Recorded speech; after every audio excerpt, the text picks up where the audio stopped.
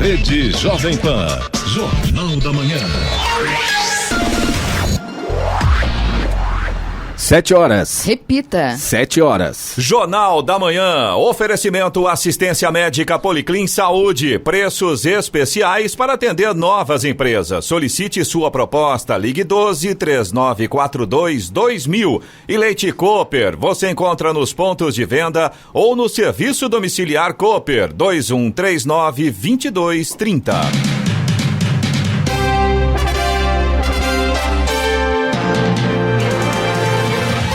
Olá, bom dia para você, acompanha o Jornal da Manhã. Hoje é quarta-feira, 1º de julho de 2020. Hoje é o Dia Internacional do Cooperativismo e também do Reggae.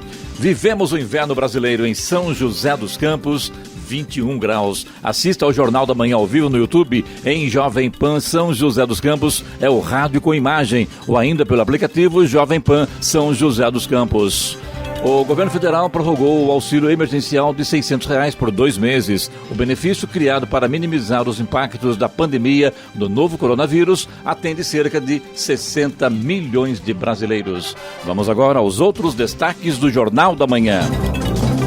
Após a reunião com especialistas, o governo de São Paulo decide estender vacinação para todas as faixas etárias. Reajuste de tarifa de pedágios das rodovias paulistas será daqui 4 meses. Carlos Alberto Decotelli pede demissão e deixa o Ministério da Educação. Exército conduzirá a descontaminação do aeroporto de Guarulhos, Ita e rodoviária do Tietê. Idoso é resgatado de trabalho escravo em São José dos Campos. Empregador é preso em flagrante. Aparecida autoriza a reabertura gradual do Santuário Nacional a partir de 28 de julho. O Corinthians e Internacional confirmam acordo por venda de Gustavo a clube da Coreia do Sul. E vamos agora às manchetes de Alexandre Garcia. Bom dia. No nosso encontro de hoje, vejam só um caso do Rio de Janeiro. Os que eram suspeitos da morte de Marielle foram liberados porque naquela mesma hora eles estavam matando outro, bem longe do local do assassinato. Vou falar também sobre a batida da Polícia Federal em imóveis do governador do Amazonas. Mais um caso de respiradores. Vou falar pelo Uruguai. O Uruguai não fez quarentena e o uruguaio é o único povo que está podendo entrar na Europa agora. Os resultados foram ótimos. E vou me perguntar para vocês por que fizeram essa campanha contra a cloroquina, que está dando excelentes resultados e está faltando de tanto que os médicos estão usando. Detalhes daqui a pouco no nosso encontro diário. Ouça também o Jornal da Manhã pela internet. Acesse Jovem Pan, sjc.com.br ou pelo aplicativo gratuito Jovem Pan São José dos Campos, disponível para Android e também iPhone, ou ainda em áudio e vídeo pelo canal do YouTube em Jovem Pan São José dos Campos. Está no ar o Jornal da Manhã. 7 horas, 3 minutos. Repita. 7 e 3. Hoje, a partir de hoje, na bancada, Eloy, o Giovana também, o Robson Soares, que mais uma vez retorna da bancada do Jornal da Manhã para cobrir as férias do Carlos Senna, as merecidas férias, né? Então a gente... 60 dias. 60 dias. Ele vai viajar para... É quase isso, né? São 30 do Carlos Senna e depois mais 30 da Giovana. Então... E o Carlos Senna, nesse momento, certamente estará no 15º sono, né? Com certeza. Seja bem-vindo. Obrigado.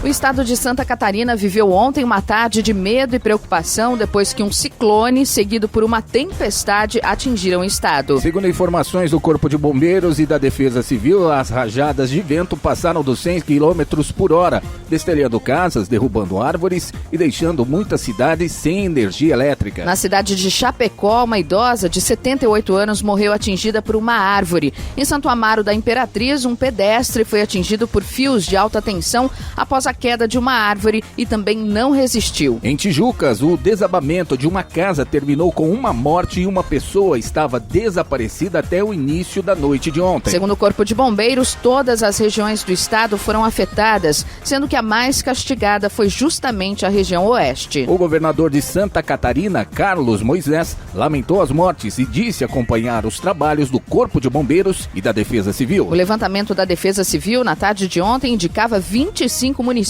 atingidos no estado. Foram registradas, pelo menos, pelo Corpo de Bombeiros, 900 ocorrências no meio oeste, oeste e extremo oeste do estado da Santa Catarina.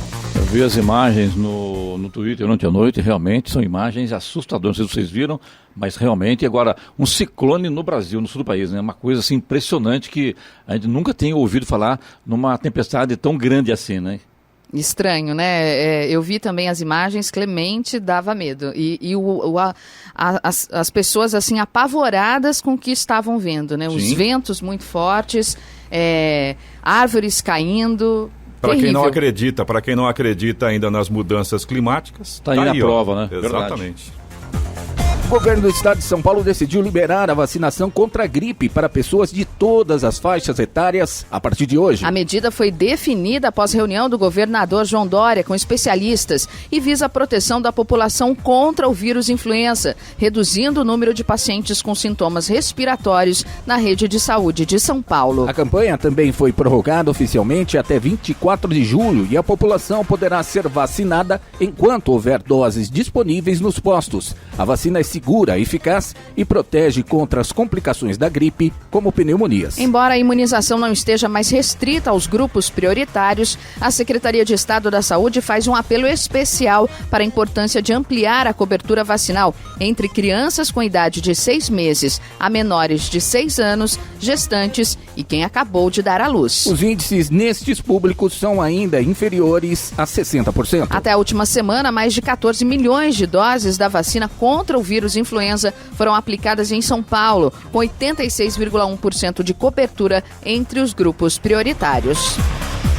A Artesp, Agência de Transporte do Estado de São Paulo, informa que a atualização contratual anual das tarifas de pedágio para a maioria das rodovias estaduais paulistas foi postergada para daqui a 4 meses. O reajuste deveria entrar em vigor hoje, conforme estabelecido em contrato de concessão válido para as rodovias das 3 primeiras etapas do programa de concessões rodoviárias. Apesar de reconhecer a legitimidade do reajuste tarifário, a postergação leva em consideração o cenário do estado de calamidade pública em razão da pandemia provocada pela Covid-19 e mantém inalterados os valores das tarifas em vigor desde julho de 2019. Eloy, me chamou a atenção hoje, vindo para São José dos Campos, a Dutra, viu? O trânsito bem carregado. Não sei se o Giovanni pegou a Dutra, o Robson pegou também, né, Robson? Você veio tranquilo ou não? Absolutamente tranquilo. Pra gente aqui, eu peguei agora por volta de 6h40, realmente me chamou a atenção. Muitos caminhões e muito carro na Via Dutra logo pela manhã, que não era muito comum. Intenso, né? Muito intenso. Vamos para os detalhes então, viu, Clemente? Estradas. Aliás, não é só na Dutra não, viu, Clemente? Embora na rodovia Presidente Dutra a gente tem tráfego intenso nesse momento, mas não tem lentidão, a gente não tem pontos de parada. Agora, a rodovia Ailton Senna tem trânsito lento já na chegada a São Paulo, ali na altura de Guarulhos, do quilômetro 20 ao quilômetro 23, no sentido capital. Tem lentidão nesse momento, um pouco antes ali da entrada do Aeroporto Internacional, sim, na pista expressa ali da Ailton Senna. Trânsito lento por conta do excesso de veículos nesse momento. Já o corredor Ailton Senna Cavalho Pinto segue com trânsito tranquilo nesta manhã. Rodoanel Mário Covas, trecho sul, pista interna aí no sentido Regis Bittencourt, também no sentido litoral sul, pista externa, tráfego fluindo bem em ambas, boa visibilidade, motorista faz um percurso tranquilo por ali. Oswaldo Cruz, que liga Taubaté ao Batuba, também não tem problemas, motorista vai tranquilo, apenas neblina em alguns pontos ainda aí no Oswaldo Cruz. Claro, o motorista tem que redobrar a atenção nestes trechos. Floriano Rodrigues Pinheiro, que dá acesso a Campos do Jordão, sul de Minas, segue com situação semelhante aí da Oswaldo Cruz. Trânsito é tranquilo, mas ainda tem neblina em pontos isolados, inclusive aí na chegada a Campos do Jordão nesse momento. Rodovia dos Tamoios, que liga São José a Caraguá, segue também com trânsito livre nos dois sentidos. Trecho de serra tem visibilidade um pouco prejudicada em alguns pontos aí por conta da neblina e tem também pare e siga no trecho de serra por conta das obras de duplicação da rodovia. Obras que começam ali no finalzinho do trecho de Planalto, começam no quilômetro 64.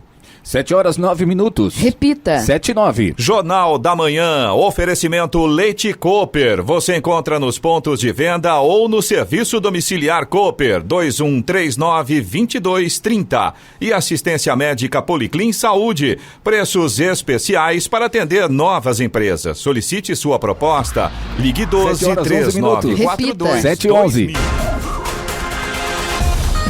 A União Europeia confirmou oficialmente ontem que residentes do Brasil e dos Estados Unidos serão barrados na reabertura das fronteiras externas do bloco após mais de 3 meses fechadas. De início, o processo gradual permitirá apenas a visita de pessoas oriundas de um grupo de 14 países que conseguiram controlar a pandemia da Covid-19 em seus territórios. Nas Américas, apenas Uruguai e Canadá foram incluídos no seleto rol. Brasileiros, americanos, russos e indianos, alguns dos maiores visitantes estrangeiros do bloco, continuarão vetados. A escolha da lista e seus critérios foram alvo de intensas discussões durante o final de semana, mas os 27 países membros do bloco ratificaram o acordo ontem por maioria qualificada. Os países selecionados são Argélia, Austrália, Canadá, Coreia do Sul, Japão, Geórgia, Marrocos, Montenegro, Nova Zelândia, Ruanda, Sérvia, Tailândia, Tunísia e Uruguai. A China seria o 15º país e seus cidadãos também poderão ter seu ingresso permitido, mas para isso, Pequim precisará liberar a entrada de europeus em seu território, já que a reciprocidade é uma das condições exigidas por Bruxelas. Uma operação conjunta do Ministério Público do Trabalho, Gerência Regional do Trabalho de São José dos Campos e Polícia Federal resultou no resgate de um idoso de 61 anos submetido a condições análogas à escravidão em uma fazenda na zona rural de São José dos Campos. Os agentes da Polícia Federal efetuaram a prisão em flagrante do empregador pelo crime de redução de trabalhador à condição análoga à escravidão. O Ministério Público do Trabalho recebeu denúncia protocolada pela Ordem dos Advogados do Brasil, OAB de São José dos Campos, na semana passada. Imediatamente oficiou os demais órgãos. Na sexta-feira, os fiscais realizaram a primeira vistoria na propriedade localizada no bairro Bengalar. O trabalhador realizava o manejo de gado leiteiro. Ele trabalhava de segunda a segunda, sem folgas, desde 2005 e sem a concessão de férias, cumprindo jornada que se iniciava às 5 da manhã e terminava às 6 horas da tarde. Todos os dias. Ele trabalhava na fazenda desde 1999 e não possui registro em carteira de trabalho. Ele residia em uma pequena casa dentro da propriedade com a mãe, uma senhora de 87 anos que no passado prestou serviços para o pai do empregador. O casebre se encontrava em situação degradante. Não havia geladeira e o fornecimento de água era intermitente. A Polícia Federal efetuou a prisão em flagrante do proprietário da fazenda, que afirmou pagar salário por produção e conceder cestas básicas. Contudo, não tinha recibos ou qualquer evidência que provasse o seu argumento. O empregador, que não é réu primário, encontra-se preso. Equipes saíram para cumprir 14 mandados de segurança agora pela manhã no Rio de Janeiro. Entre os alvos estão os ex-diretores da SEDAI, empresários também funcionários de uma firma de engenharia. O Tribunal de Contas do Estado do Rio de Janeiro estima que desde 2018 o esquema deu um prejuízo de 63 milhões aos cofres públicos. Agora são 7h15, 7h15, desemprego dispara e pela primeira vez mais da metade dos brasileiros está sem trabalho. Taxa de desemprego dispara no país e chega a 12,9% nos meses de março, abril e maio. Alta de 1,2% na comparação com a pesquisa anterior, feita em dezembro, janeiro e fevereiro. Dados do IBGE apontam que a população desocupada chegou a 12 milhões e 700 mil pessoas e que foram fechados quase 8 milhões de postos de trabalho, uma baixa considerada recorde. A analista do IBGE, Adriana Berengui, explica que com isso, pela primeira vez na história, mais da metade das pessoas com idade para trabalhar está sem emprego no país. Essa redução nesse trimestre foi de 7,8 milhões de pessoas sem ocupação, então uma queda importante, a maior queda da série. Essa redução dos ocupados levou como consequência ao menor nível de ocupação da série da pesquisa, que foi de 49,5%, ou seja, menos da metade da população em idade de trabalhar está ocupada nesse trimestre móvel encerrado em maio de 2020. A analista do IBGE explica ainda que os informais, aqueles que não têm carteira assinada, por exemplo, foram os mais afetados pelo fechamento de quase 8 milhões de postos de trabalho e que essa piora nos indicadores tirou de circulação, na economia do país, mais de 11 bilhões de reais. E essa queda da ocupação ela ocorreu principalmente entre os trabalhadores informais. Dessa redução de 7,8 milhões na ocupação total, 5,8 milhões foram de trabalhadores informais. Essa redução acentuada da ocupação trouxe como uma das suas principais consequências a redução da massa de rendimento de cerca de 11 bilhões de reais a menos de massa circulante na economia. Adriana Berengui explica, porém, que muita gente que saiu do mercado de trabalho nem tentou voltar. Por exemplo, porque sabe que agora isso será difícil com a crise. Nesse caso, a pessoa que não está em busca de uma vaga não entra na taxa de desemprego, que se não fosse isso, seria ainda maior. A pesquisa do IBGE também apontou, por outro lado, um pequeno aumento na renda média do brasileiro, que chegou a R$ 2.460 por mês. Da Rádio 2, Humberto Ferretti. 7h18. Repita. 7h18. O Comando Conjunto Sudeste fará a desinfecção de um terminal do Aeroporto Internacional de São Paulo, do Instituto Tecnológico de Aeronáutica, o ITA, e do Terminal Rodoviário do Tietê nos próximos dias, com o objetivo de diminuir a transmissão do novo coronavírus. A descontaminação do ITA em São José dos Campos acontece amanhã e ficará a cargo do 1º Batalhão de Defesa Química, Biológica, Radiológica e Nuclear, como explica o Coronel Tibério, chefe da comunicação social do Comando Militar do Sudeste. Bom dia, ouvintes da Rádio Jovem Pan. O 1º Batalhão de Defesa Química, Biológica, Radiológica e Nuclear do Exército Brasileiro fará a desinfecção do Instituto Tecnológico de Aeronáutica, o ITA, amanhã, quinta-feira, no começo da tarde. O objetivo é diminuir a transmissão do novo coronavírus. Essa desinfecção faz parte das ações planejadas pelo ITA para o retorno dos alunos às aulas presenciais e também integra as atividades do Comando Conjunto Sudeste em apoio aos órgãos de saúde e de segurança pública no âmbito da Operação Covid-19 que nós participamos. Com abrangência no estado de São Paulo, o nosso Comando Conjunto Sudeste é um dos 10 comandos conjuntos ativados pelo Ministério da Defesa para o apoio às medidas deliberadas pelo governo federal, que são voltadas para a mitigação das consequências da pandemia de Covid-19. E desde o começo da operação, o nosso Comando Conjunto Sudeste já realizou aproximadamente 500 desinfecções em espaços públicos no estado de São Paulo. Já o Aeroporto Internacional de São Paulo e o Terminal Rodoviário do Tietê serão descontaminados por militares do Comando Conjunto Sudeste. Até agora, o Comando Conjunto Sudeste já realizou 500 desinfecções em espaços públicos no estado de São Paulo. São José dos Campos e Jacareí confirmaram ontem novos registros de mortes pela Covid-19. Em São José dos Campos foi confirmada mais uma morte. A vítima era um homem de 74 anos que faleceu na segunda-feira em um hospital privado da cidade. No último boletim epidemiológico divulgado, são 3.073 casos confirmados, sendo 93 óbitos, 1.912 pacientes recuperados, 66 internados e 1.008 recuperando-se em casa. No momento, há 2.023 pessoas aguardando confirmação laboratorial. Em Jacareí foram registradas mais 2 mortes pelo novo coronavírus. As vítimas são um idoso de 64 anos que faleceu no último dia 29 de junho em uma unidade pública de saúde e uma idosa de 73 anos falecida no dia 28 de junho. O município chegou a 602 casos confirmados da doença, sendo 32 óbitos, 23 internados, 174 em isolamento domiciliar e 373 recuperados. Pessoal, a dica é a seguinte, né? Fique em casa, né? Evite as ruas, muita aglomeração, as pessoas não estão aí tomando providência em tomada, usa máscara, não precisa ir para a rua, não vá, é complicado. Ontem eu fui ao supermercado de Jacareí e lá a informação, se é idoso, evite ir a supermercado, se tem problema de comorbidade, evite ir ao supermercado, não saia, fique em casa, a situação é perigosa e quem pode baixar essa curva realmente é a população.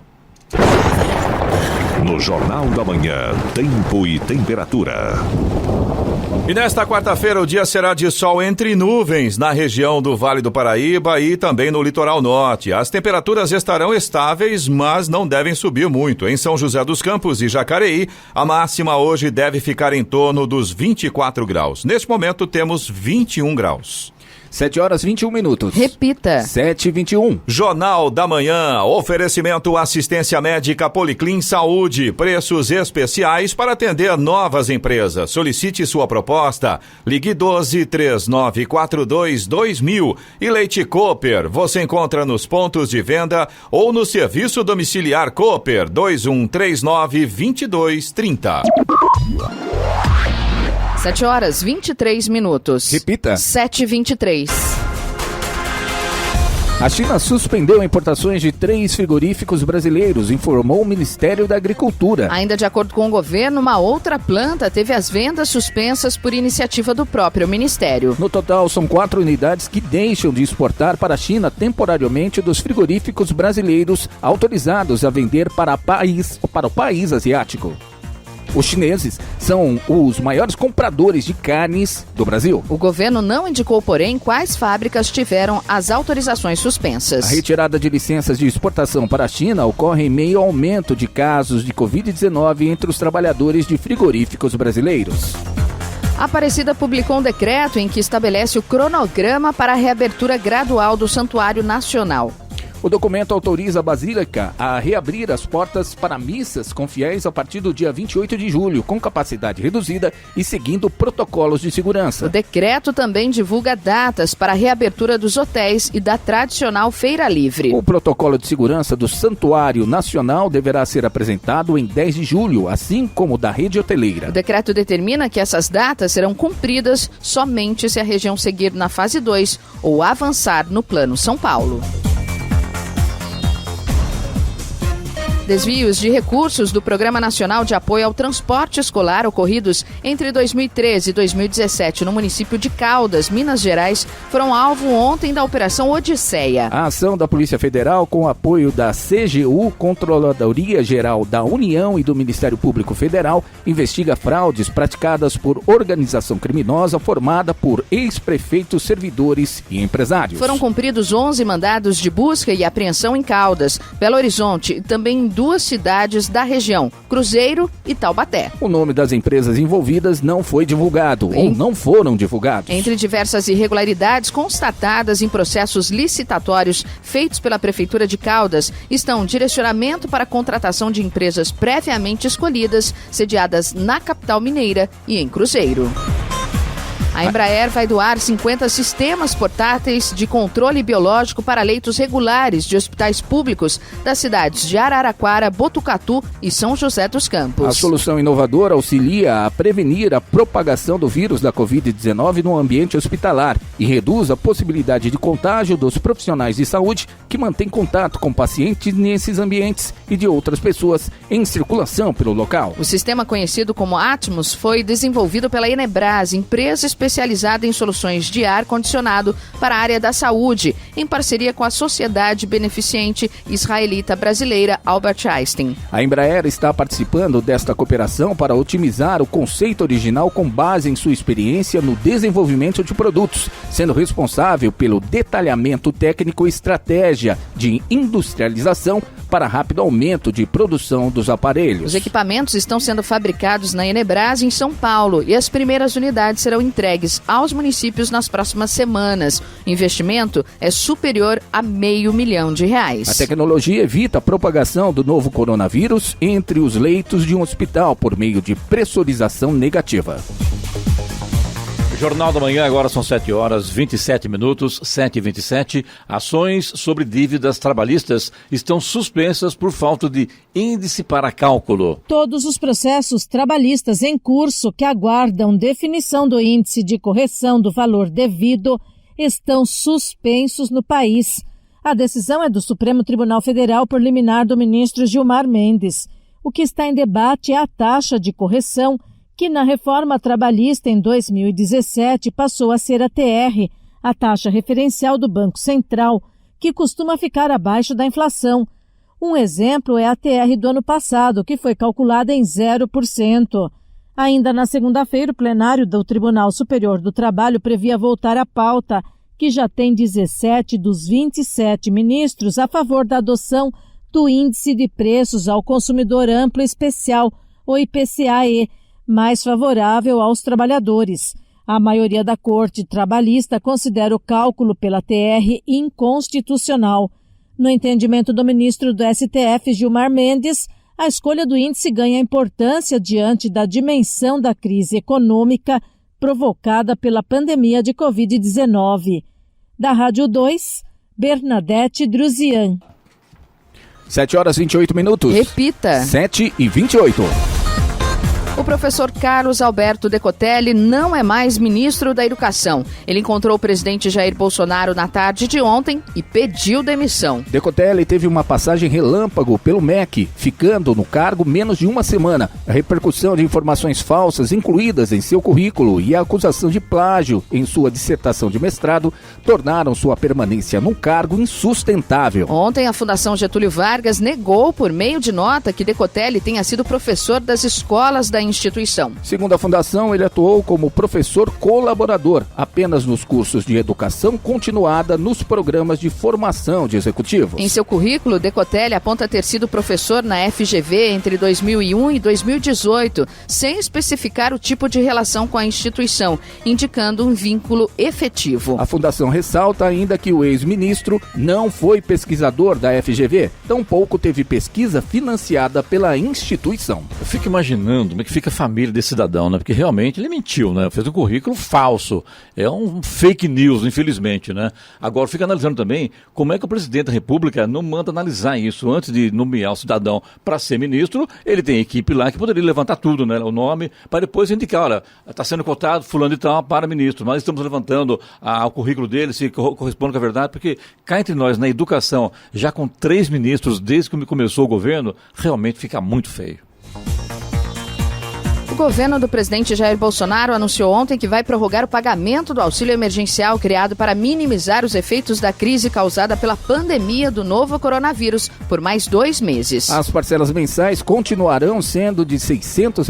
Mais cedo, o ministro da Economia, Paulo Guedes, já havia adiantado que a prorrogação seria feita por decreto e por meio de 3 pagamentos concentrados em 2 meses. Temos aquele dilema, ou você dá um valor alto por pouco tempo, ou dá valor mais baixo e estica um pouco. Vamos por essa solução, afirmou em audiência pública por videoconferência na Comissão Mista do Congresso Nacional, que monitora a execução orçamentária e financeira das medidas relacionadas à Covid-19. Durante o anúncio, Guedes destacou o papel do governo logo no início da pandemia ao sancionar o auxílio emergencial. Abre aspas, somos o país que gastou o dobro da média dos emergentes. Fecha aspas. A Receita Federal pagou ontem o segundo lote de restituição do Imposto de Renda à Pessoa Física de 2020. Mais de 3 milhões de contribuintes receberam mais de 5 bilhões de reais no lote de maior valor já registrado. Neste ano, os lotes de restituição foram reduzidos de 7 para 5, com pagamento iniciando antes mesmo do fim do prazo de entrega, que se encerrou ontem. Para saber se teve a declaração liberada, o contribuinte pode acessar a página da Receita Federal na internet, conferir o extrato da declaração e ver se há inconsistência de dados. Nessa hipótese, o contribuinte pode fazer a autorregularização mediante entrega de declaração retificadora. Além disso, a Receita também disponibiliza aplicativo. A restituição ficará disponível no banco durante 1 ano. Se o contribuinte não fizer o resgate nesse prazo, deverá fazer requerimento por meio da internet mediante o formulário eletrônico. Vamos agora aos indicadores econômicos. As ações de Wall Street subiram pela segunda sessão consecutiva ontem, concluindo o melhor trimestre para ações em mais de 2 décadas e ignorando o ressurgimento de casos de coronavírus nos Estados Unidos. Dow Jones Industrial subiu 0,9%, enquanto o tecnológico Nasdaq avançou 1,9%. Euro cotado a R$ 6,13, com alta de 1,06%. Dólar comercial teve alta de 0,27% e fechou ontem cotado a R$ 5,44 na venda. O Ibovespa, principal índice da Bolsa Brasileira, terminou o pregão com queda de 0,71%. Com isso, o índice avançou 8,76% em junho, embora tenha fechado o semestre com perda de 17,8%. 7h32. Repita. 7h32. E vamos à boa notícia do dia. Teremos um eclipse lunar. Era pra eu falar então? Eu não Era falei? pra você falar. Ela me chama assim, ó. Boa notícia, legal, boa notícia. Né? O Clemente fica só assistindo a gente lá do outro lado, 6 meses fora do ar. Quando volta nadando, né? Não vai. Tá bom, então. Agora com vocês, a boa notícia do dia com Giovana. Teremos um eclipse lunar no próximo domingo, 5 de julho. Desta vez será um eclipse penumbral. O último aconteceu no dia 5 de junho, mas não foi visível no Brasil. Este será. O eclipse penumbral vai durar 2 horas e 45 minutos. O pico máximo será a 1h29 da madrugada. Ele também será visível de grande parte da África, Europa e América do Norte, por toda a América Central e do Sul e Antártica. Um eclipse lunar penumbral ocorre quando o Sol, a Terra e a Lua estão alinhados imperfeitamente. Quando isso acontece, a Terra impede que parte da luz do Sol alcance diretamente a superfície da Lua e cobre toda ou parte da Lua com a parte externa de sua sombra, também conhecida como penumbra. Olha pra cima, vê a Lua, que é Lua não, é uma penumbra, é isso, né? A hora. É isso aí. 7 horas e 34 minutos. Repita. 7h34. Jornal da Manhã, oferecimento Leite Cooper. Você encontra nos pontos de venda ou no serviço domiciliar Cooper, 2139-2230. E assistência médica Policlin Saúde, preços especiais para atender novas empresas. Solicite sua proposta, ligue 12-3942-2000. 7 horas 36 minutos. Repita. 7h36.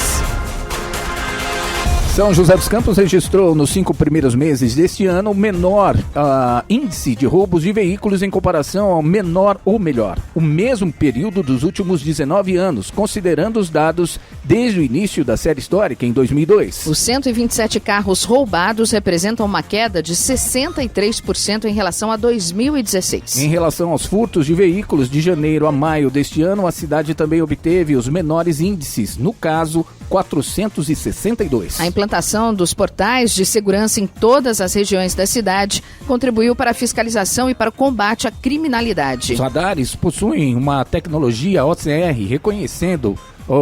reconhecimento óptico de caracteres na tradução literal, que permite a identificação, por exemplo, de veículos furtados ou roubados por meio da leitura de placas, que registram cerca de 1 milhão de imagens por dia. Os dados são acompanhados em tempo real pela Polícia Militar, Polícia Civil e Guarda Civil, com apoio do COI, o Centro de Operações Integradas.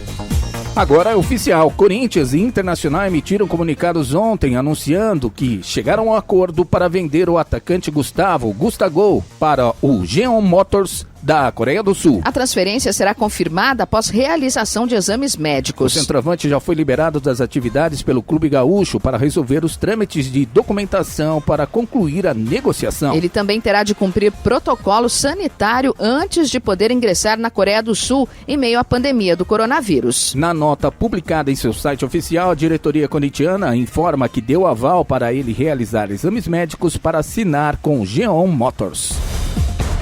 São 7 horas 38 minutos, 7h38. Chupa-cabra virtual, código malicioso, é usado para clonar cartão em compras online. Pesquisadores especializados em segurança na internet descobriram recentemente novos códigos maliciosos que já estão fazendo vítimas na rede mundial de computadores. O método desenvolvido por hackers é capaz de roubar dados de cartão de crédito quando são inseridos em sites de compra online. Eles até batizaram o golpe de chupa-cabra virtual, pelo modo de agir que é bem semelhante ao conhecido golpe do chupa-cabra, quando dados do cartão do consumidor são copiados assim que inseridos em maquininhas fraudadas em compras presenciais.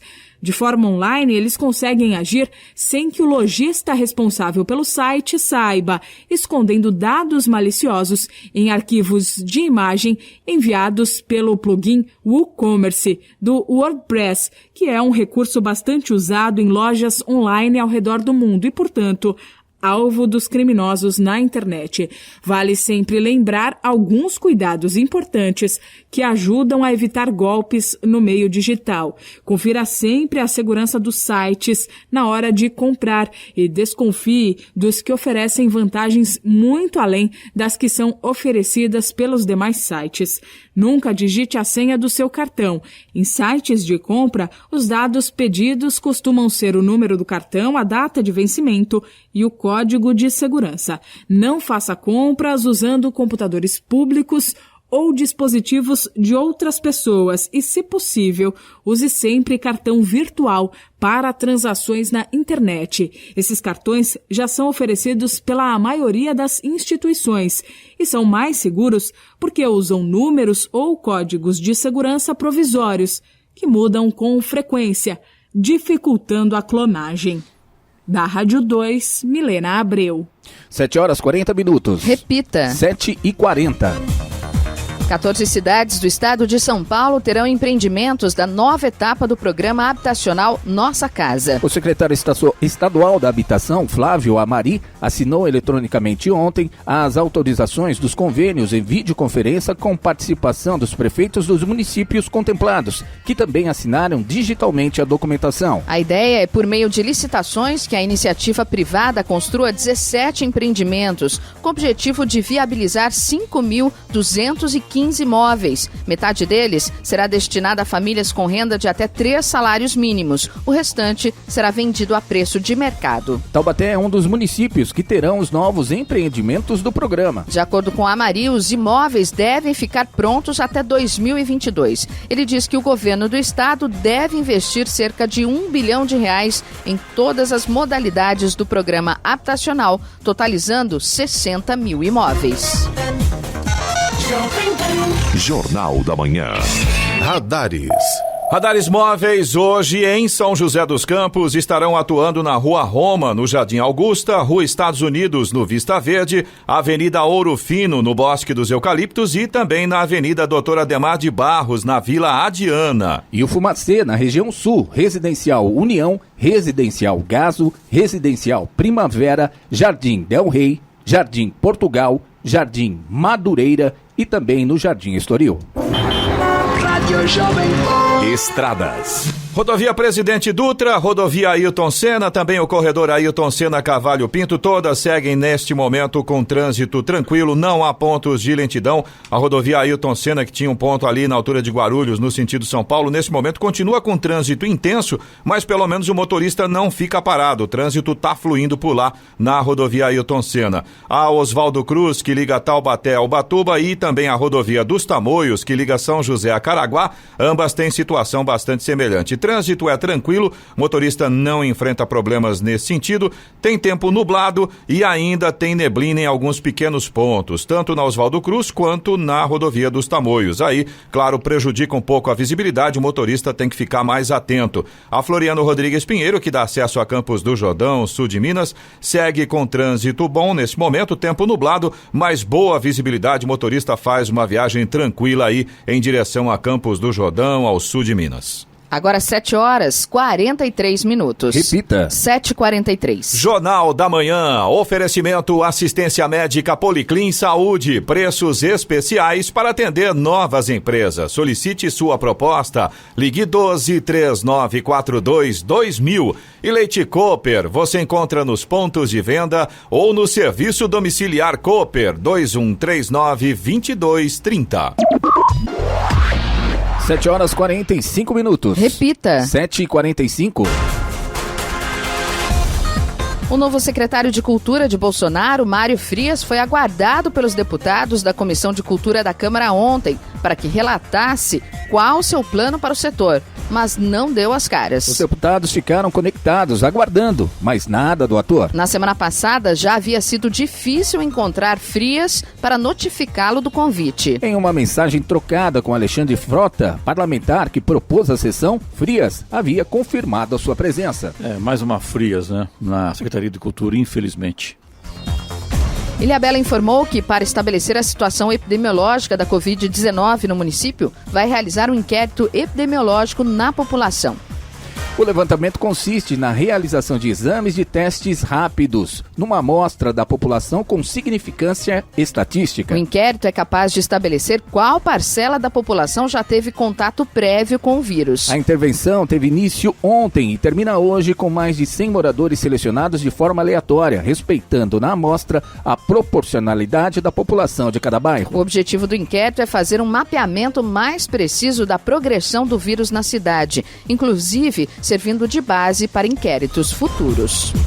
O presidente Jair Bolsonaro sancionou ontem a lei chamada de Aldir Blanc, que institui auxílio financeiro de 3 bilhões de reais para o setor cultural devido à pandemia de Covid-19. O valor será repassado em parcela única para estados, municípios e Distrito Federal, responsáveis pela aplicação dos recursos. O texto prevê o pagamento de 3 parcelas de um auxílio emergencial de R$ 600 mensais para os trabalhadores da área cultural, além de um subsídio para a manutenção de espaços artísticos e culturais de micro e pequenas empresas do setor, assim como para cooperativas e organizações comunitárias.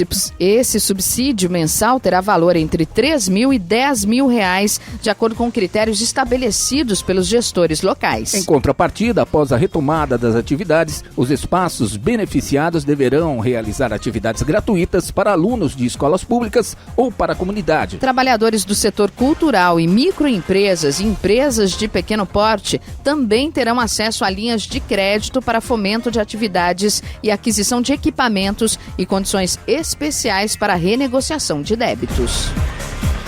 O Ponto Rural em São José dos Campos, de apoio aos produtores rurais, finalizou ontem a emissão de declaração de vacinação de rebanho do município e região. O documento permite ao produtor negociar o rebanho e também realizar a produção e venda de leite e derivados. Foram atendidas pelo menos 270 propriedades produtivas durante 35 dias e também outros 2 dias somente no Distrito Federal, ou melhor, no Distrito de São Francisco Xavier. Em princípio, esta declaração é dada pelos escritórios da Defesa Agropecuária do Governo do Estado de São Paulo. Porém, como neste período de pandemia estes órgãos do Estado não estão prestando atendimento presencial, os produtores foram atendidos pelo Ponto Rural.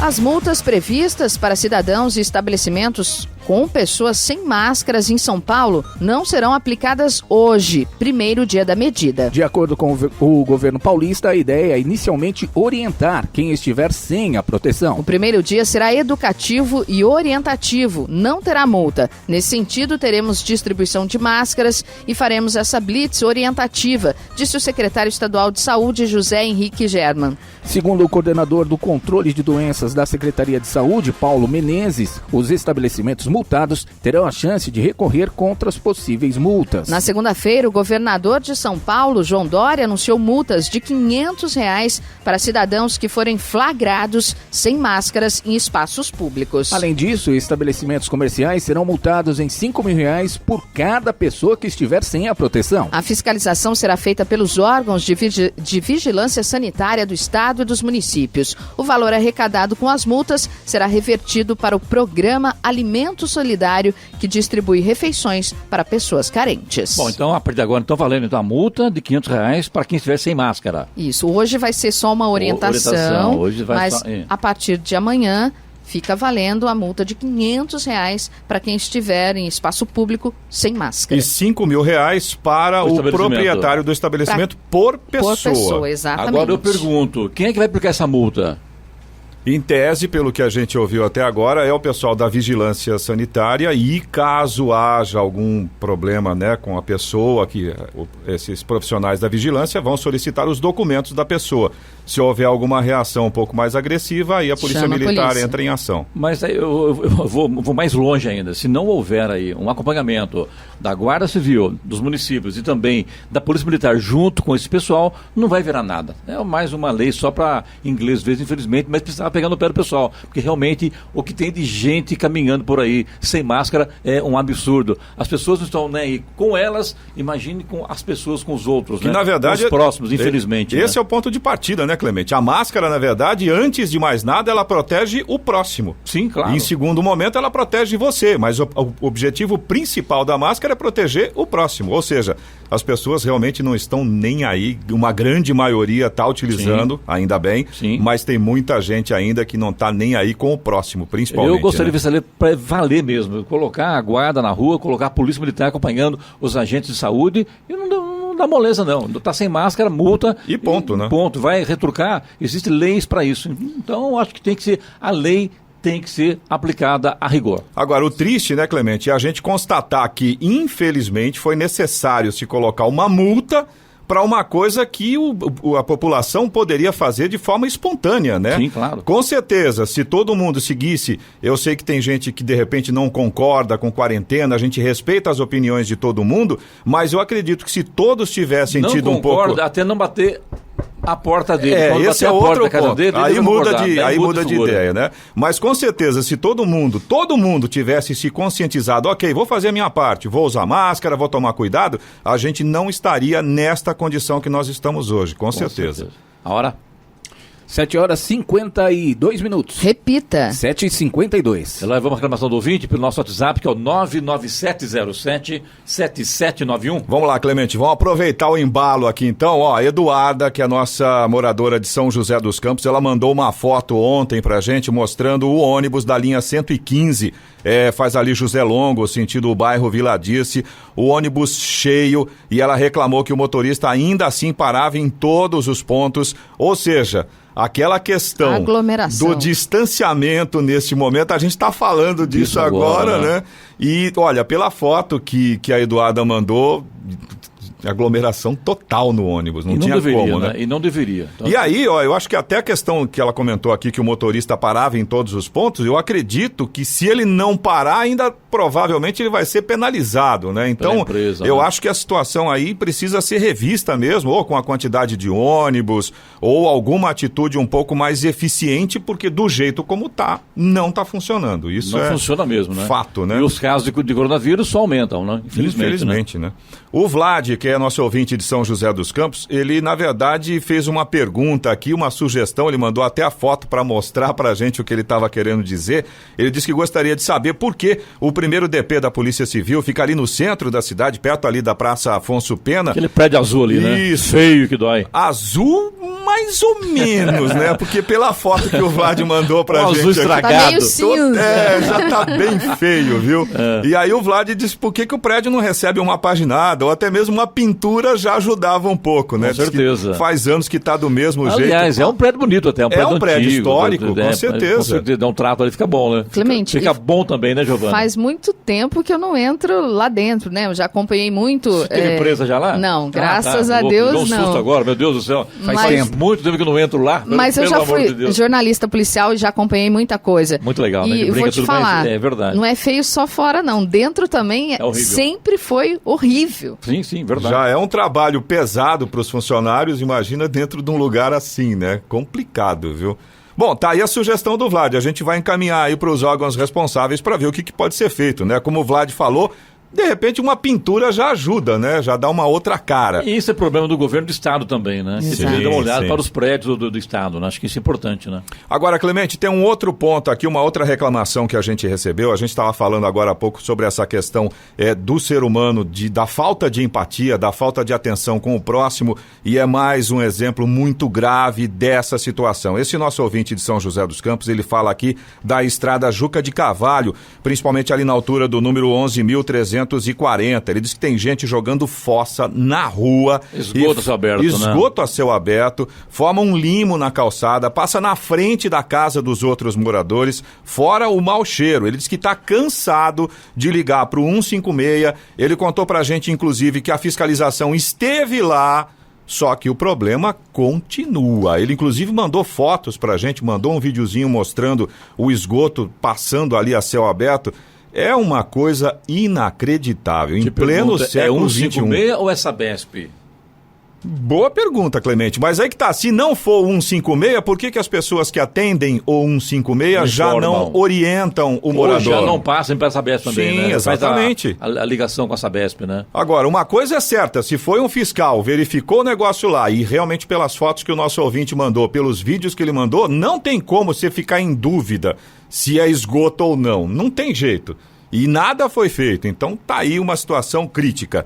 Você também pode participar aqui do Jornal da Manhã. Se você tem alguma informação ou se você tem alguma reclamação, fica à vontade, manda para o nosso WhatsApp, é o 12997077791. Repetindo, 12997077791.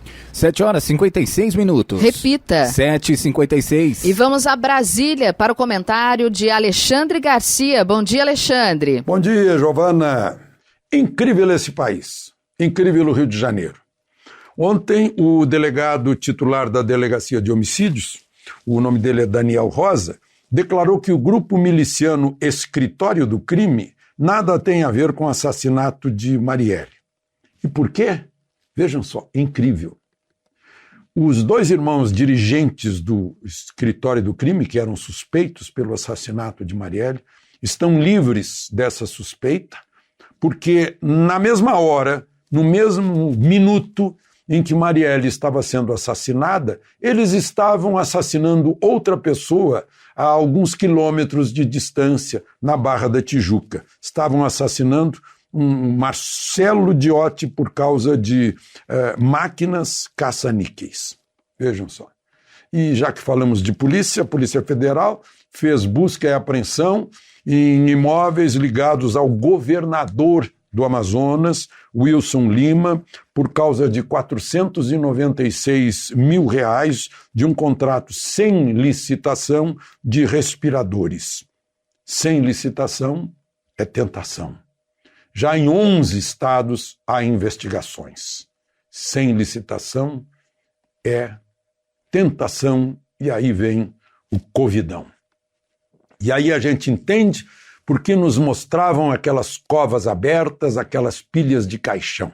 Era para justificar medidas de emergência que abrissem a fiscalização, o controle e os limites. E em vez de gastar com alguns comprimidozinhos que custam meia dúzia de reais e são a prevenção e o tratamento fácil nos primeiros dias da Covid-19, resolveram nos assustar, nos trancar em casa para poderem fazer contratos milionários de respiradores que não foram entregues ou que não funcionam e de hospitais de campanha de emergência mal feitos, né, para dentro dos quais chove muito quando cai água do céu. Eu estou fazendo a comparação nos registros dos cartórios, que são os registros oficiais de mortes no Brasil.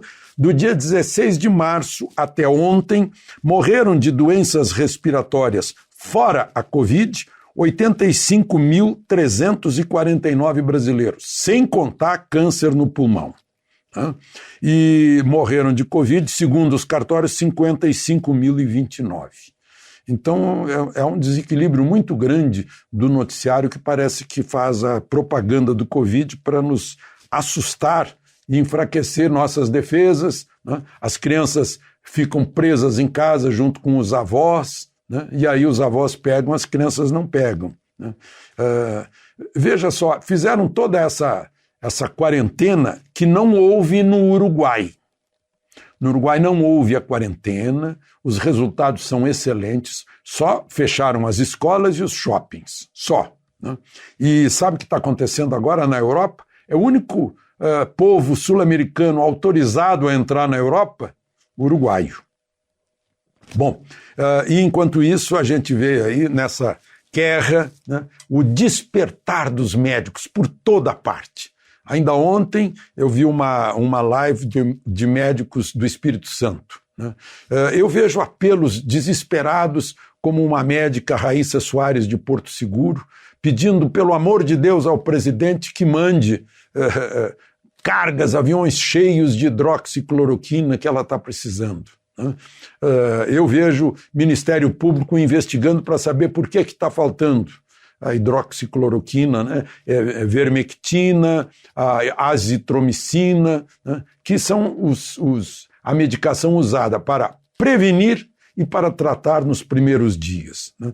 Porque se descobriu toda a crueldade que é de mandar o paciente para casa esperando que ele fique com agravamento da doença. Aí depois que vai para o pulmão tem que ser entubado e vai para a UTI. Isso é muito cruel. é um crime contra a saúde pública, né? Porque já foram realizadas os trabalhos dos médicos brasileiros com esse protocolo, com resultados excelentes em toda parte, né? Eu soube hoje dos resultados de Brusque, Santa Catarina, né? Tem os de Porto Feliz, o Milagre de Belém, né? E agora o governador de Brasília entrou nessa também, ele deu uma entrevista se queixando dos governadores do Rio e de São Paulo, que deixaram entrar, não controlaram quando devia, né? Por causa do carnaval, né? Porta de entrada do exterior era o aeroporto de Guarulhos, São Paulo, né? E Carnaval do Rio de Janeiro, chamando turistas estrangeiros, e ele lembrou disso numa entrevista que deu ao Estadão. E nós teremos que lembrar tudo que foi feito contra nós nesses últimos tempos. De Brasília, Alexandre Garcia. Notícia. Rádio Jovem Pan. 8h01. Repita. 8h01. Jornal da Manhã. Oferecimento Leite Cooper. Você encontra nos pontos de venda ou no serviço domiciliar Cooper 2139-2230. E assistência médica Policlin Saúde. Preços especiais para atender novas empresas. Solicite sua proposta. Ligue 12-3942-2000.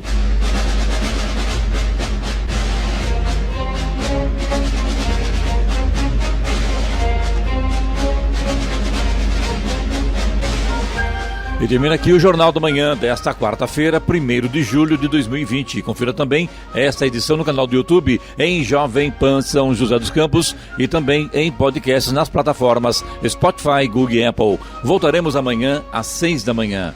Bom dia a todos e até lá. Bom dia, Vale.